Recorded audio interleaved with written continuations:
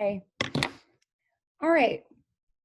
So these are going to be some more like equilibrium calculations.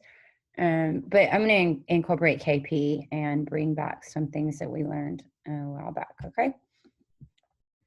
I am also referencing the rest of the practice problems that were on that. Oops, I need to share my screen. That were on that the original equilibrium calculations document. There's a couple problems I'm not real happy about on there, so we'll see how it goes. Actually, you see that one. Let me get, here we go. Dinitrogen tetroxide dissociates into nitrogen dioxide according to the equation below. Okay. Now, notice that I am given, okay, never mind. I don't need to say that for this problem. 1A, N2O4, 2NO2. All right, 1 mole N2O4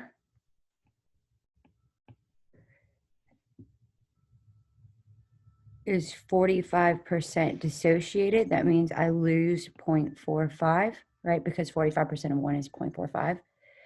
That means I gain 0.90 because of the 2 coefficient. That means at equilibrium, I have 0.55 and I have 0.90. Right, that's my ice chart. See how quickly I was able to kind of do that. Of course, these are very simple numbers, right?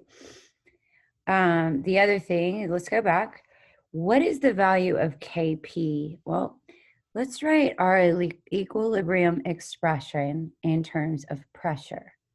Kp equals the partial pressure of NO2 squared over the partial pressure of N2O4. These are not pressures, these are moles, all right? However, we know that the total pressure is equal to 3.0 atmospheres, all right? Because I know the total pressure, and I know my moles, well, I remember that there's an equation that relates moles and total pressure. So I'm saying that slowly so you can kind of find that equation somewhere in your toolbox that is your brain. Oh my gosh, my nose won't stop running. What I know is that the partial pressure of gas A is equal to the mole fraction of gas A times the total pressure. All right, so I know the total pressures. So the partial pressure of N2O4 is equal to the moles of N2O4 divided by the number of moles total. And the partial pressure of NO2 is equal to the 0.90 divided by the 0.55 plus the 0.90. You know, I have some answers to this. They're way over there. This will be so much faster. Let me get my answers.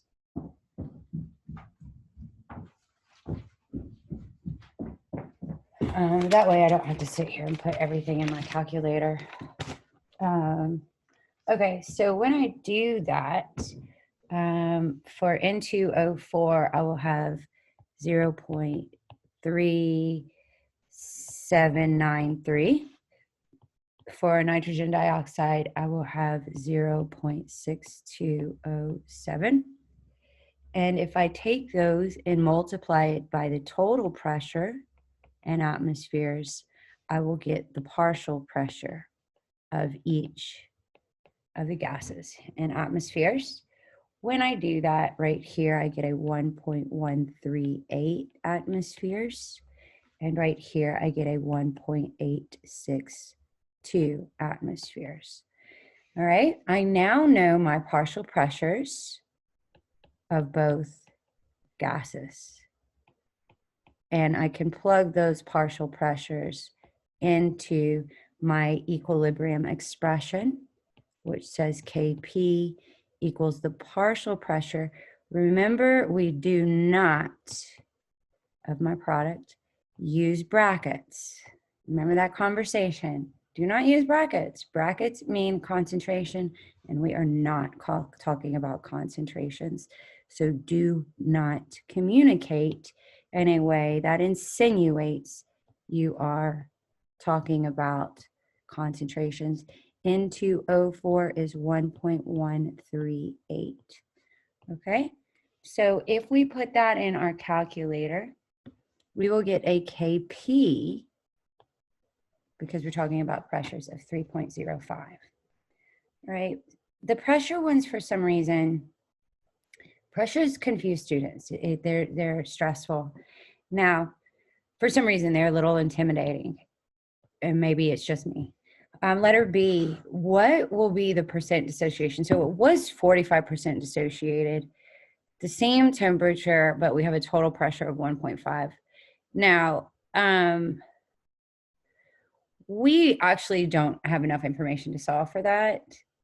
This is supposed to be answered conceptually, as far as I can determine, and we're not really ready for this question, but in fact, it will be a lot higher. And I will just say why, and we'll learn why later. The pressure went down, the volume must have gone up, and the system is going to try to reestablish equilibrium, and therefore it's going to need that pressure to go back up. So it's going to shift towards the right. So we have a greater dissociation. We'll talk about that later. So that's what I meant by some of these questions aren't great. Let's jump in here. And we're going to learn something different, but it's still going to allow us to be introduced to Kp so that it doesn't intimidate us at all. And what I want to tell you is that there is an equation, and it must be utilized in some of these problems, that says that, yikes, Kp is equal to Kc R. Your if pressures in atmospheres, that would be the 0.08206, right? The same R as in the universal gas law, because we're talking about pressures. Temperature in kelvins, the change in the number of moles of gas.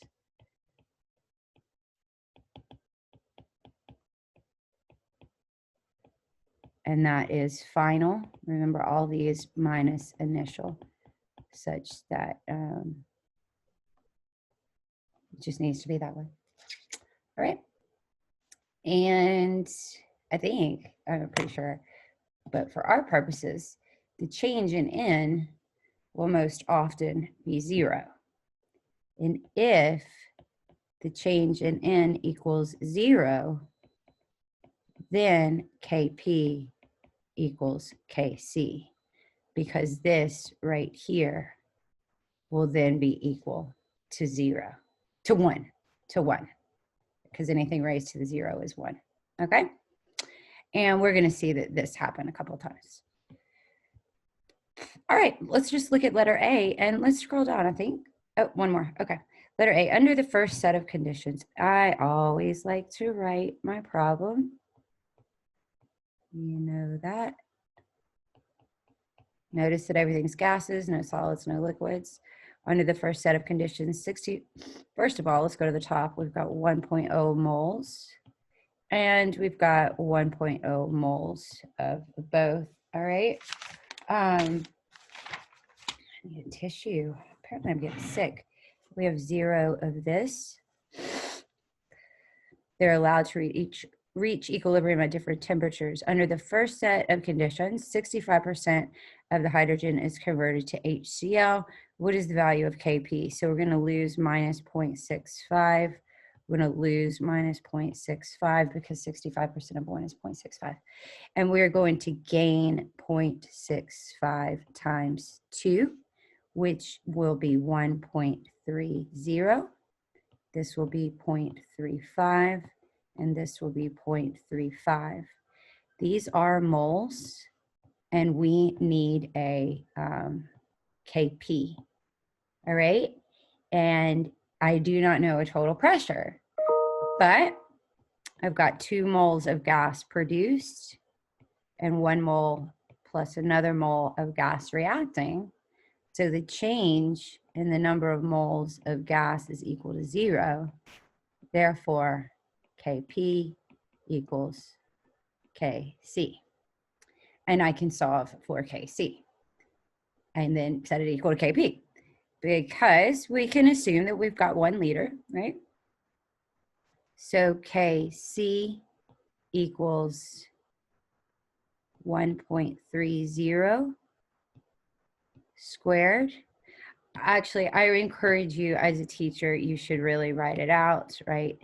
HCl. Most questions, it'll say, what is the equilibrium expression? And this is all you are required to do. Boom, 1 point, right? What is the value of Kp? Okay, well, let's plug in our values. HCl is 1.30 squared over 0.35, which will also be squared because there's 2 of them. So you can save time like that if you like. 1.3, actually, I've got the answer right here. Y'all do it. And I think is it 13.8?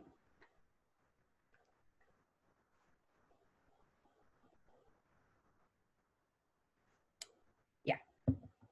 So Kc equals Kp equals 13.8.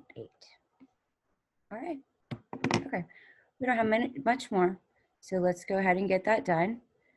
All right. We've got letter B. At a second temperature,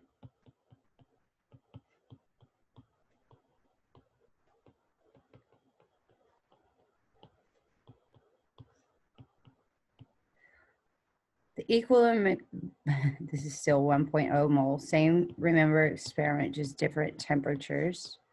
So we know we have minus x plus 2x. The problem says the equilibrium mixture contains 1.40 moles of the hydrogen chloride. Okay, so I immediately can see that x is equal to 0.70, right? You should be able to see that. If not, go ahead and solve for it.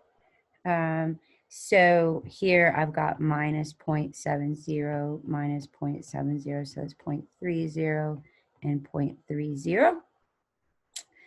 And we know that Kc once again equals Kp because the change in the number of moles of gas is equal to 0, the 2 minus the 2, and Kc equals HCl squared. We don't have a volume. We can assume it's 1 liter unless told otherwise. And that's 1.40 squared over 0.30 squared. I'm pretty sure that's going to give you 21.8. Okay.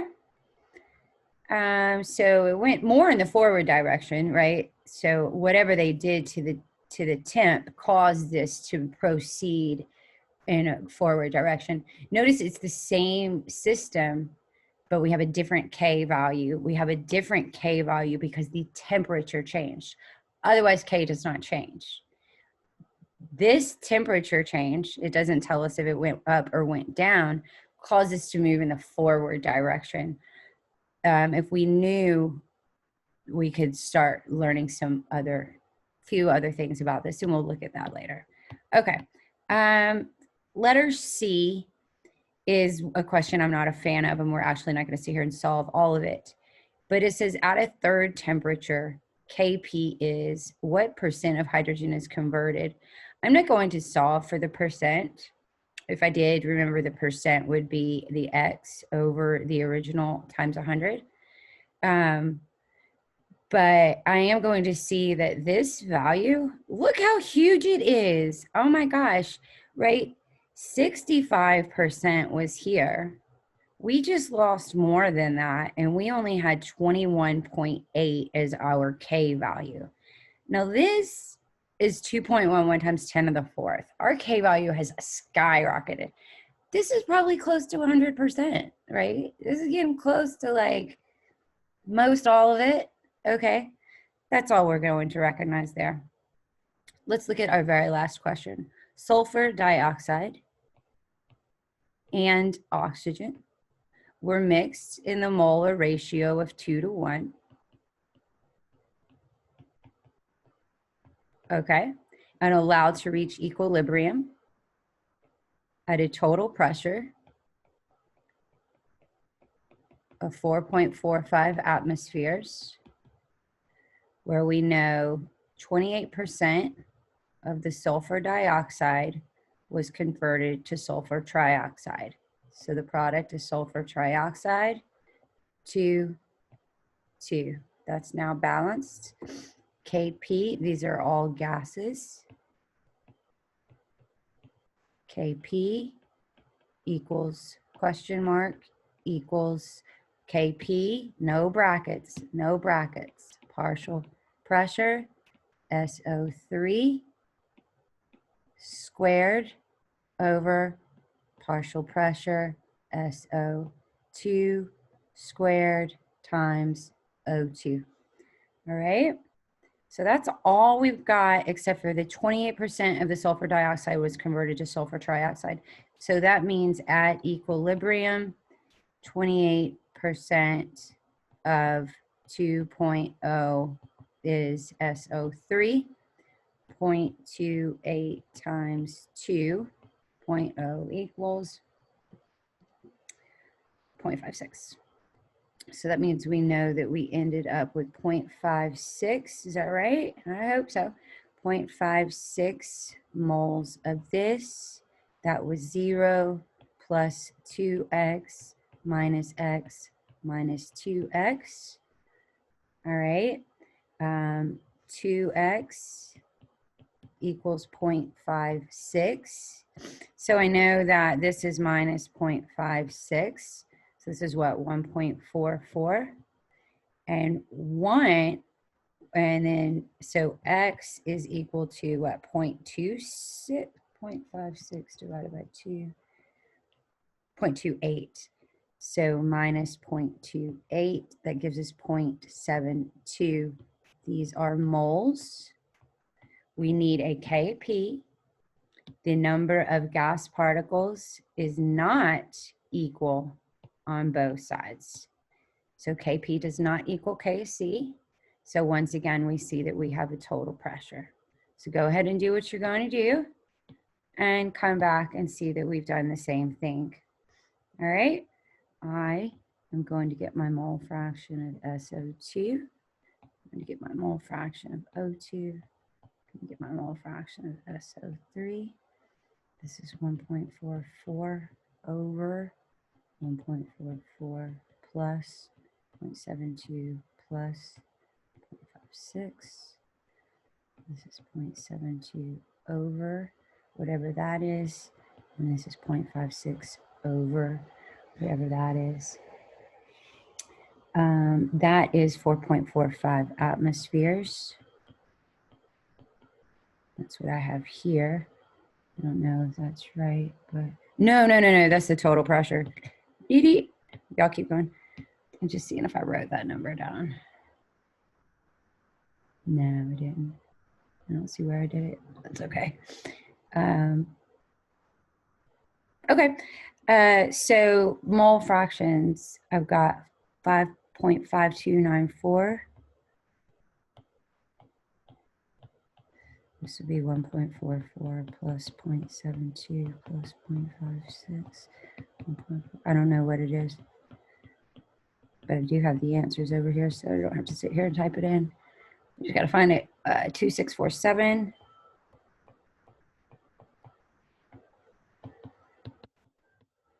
And then I've got, excuse me, 0.2059. Those are mole fractions. We need to multiply that by the total pressure.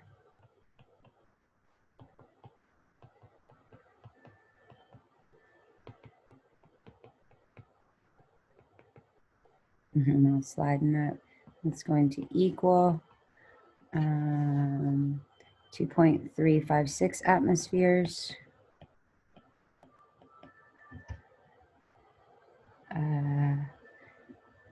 1.178 atmospheres. And 0.9163 atmospheres. So that our KP is equal to, and my expression is right there on the top. I've got my partial pressure of SO3 right here. That's 0.9163, and that is squared, all right, over the partial pressure of SO2 squared. So that's this 2.356. Don't forget to square it, times the partial pressure of the oxygen.